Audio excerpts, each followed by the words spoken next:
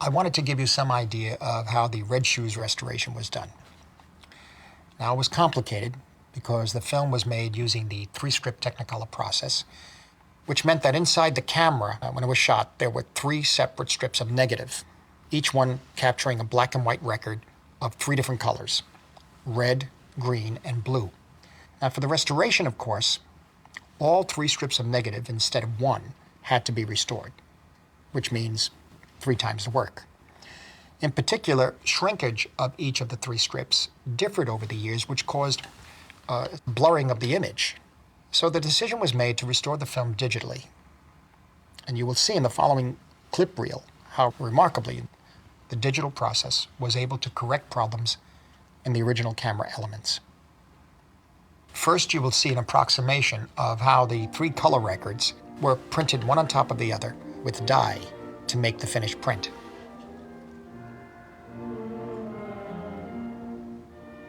Our breath was taken away by the richness of the color that was still there even 61 years later. However, you will see some of the damage that had to be corrected, such as mold damage. Now you are seeing only one of the 3 black and white records, the blue record, to show the damage caused by the mold on the negative, which was eating away at the film's emulsion. The cracks created by the mold had to be erased digitally. Robert Gitt supervised the restoration team. Over 500,000 frames of film had to be evaluated for damage caused by mold, dirt, and shrinkage.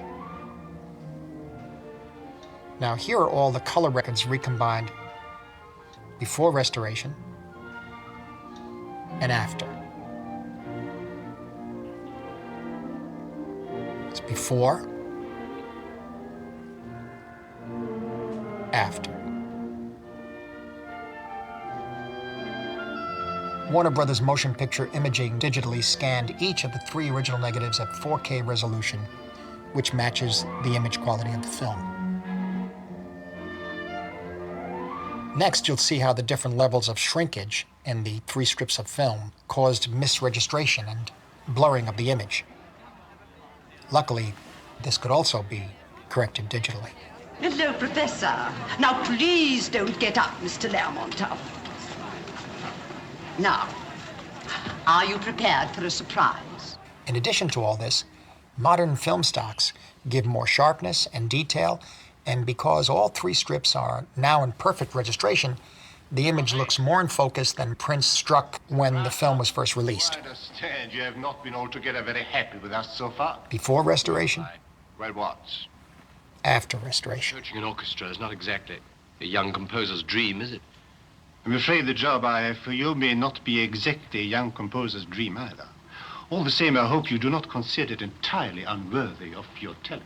Thirdly, you'll see that some of the scenes had another flaw: mottled color, which seems to flicker, pulse, and breathe, which may have been caused by uneven developing of the negatives or chemical staining of some sort. And this, too, had to be corrected digitally. That's not true. It's good.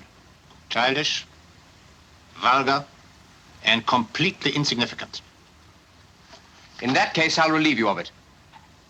There are, of course, so many first-class ballet companies to which you may take it with advantage. I don't know that it's my greatest ambition to work for the ballet.